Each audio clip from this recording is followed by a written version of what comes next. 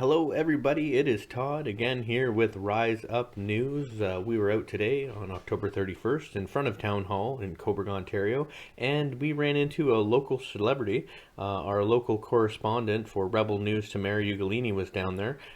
Tamara was kind enough to give me an interview with her, so I got a chance to interview the interviewer. Again, my apologies for the echo in the audio of the clip.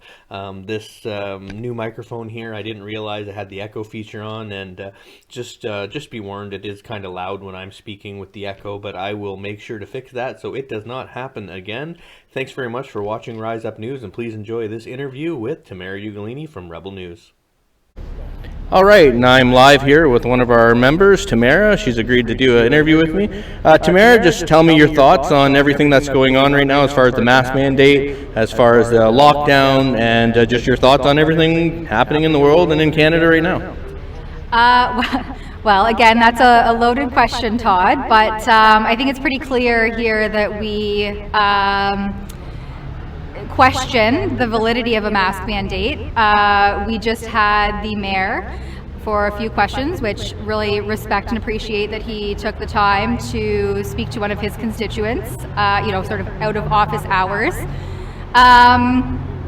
The science, obviously, around masking, and especially specifically non-medical cloth masks, is very lacking. Obviously, being a non-medical device, there's no standard, there's no testing, there's no rigorous studying that happens with these masks. So to implement a broad policy based on very little data doesn't make a whole lot of sense.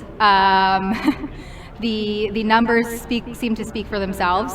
Since the mask mandate came into effect, we've seen nothing but increases in cases, which again also pertain to simply suspected or probable cases, not actually confirmed positive results.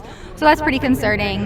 The lack of transparency from our health officials and appointed individuals who don't have any direct accountability. That's probably my biggest concern, is the lack of accountability and transparency.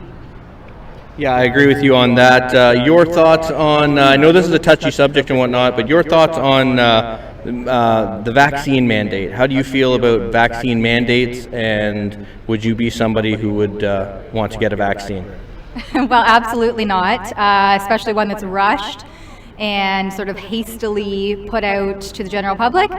I would love for people to get the vaccine and see what happens.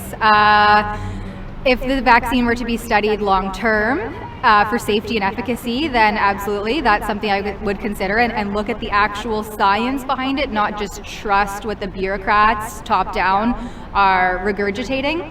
But it's important to be able to look at the data and the research yourself and discern for yourself what makes sense and fits best for yourself.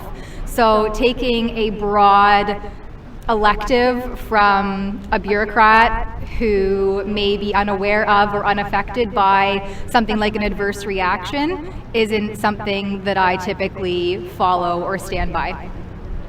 And Tamara, do you believe there is an end in sight for COVID-19?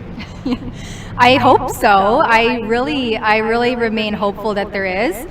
Speaking to Mayor Henderson just now gives me less hope that there is an end in sight for this. Apparently the end goal has shifted from overrunning the hospitals and inundating our health professionals to zero COVID ever. I don't know how possible that is with a virus of this nature, that is a coronavirus, a very broad virus that mutates endlessly. So to say something like until COVID is no longer with us, for lack of a better word, I think is a bit ignorant.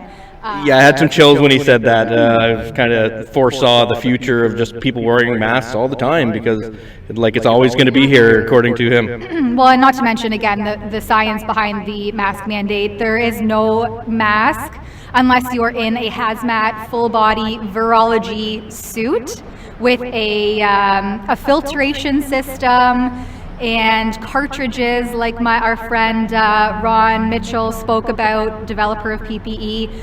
I mean, unless you're going to that length with a mask, which you won't really find just out every day, these masks don't do anything to filter out viruses. Everyone talks about droplets and aerosols, but regardless of whether or not you're physically sneezing onto something, that molecule, the micron size of that virus, still passes through the mask.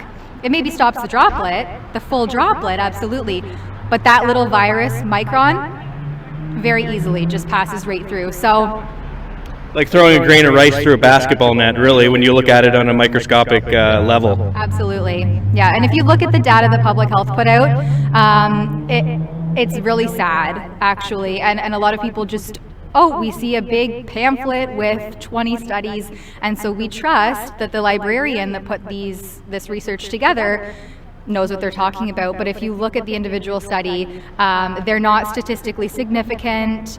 The findings are very wishy-washy, ambiguously worded. I mean, there isn't even one study within that document that is like, there it is. There's the data that shows us that masks work, and we can see that with the rise in cases, what are the masks doing?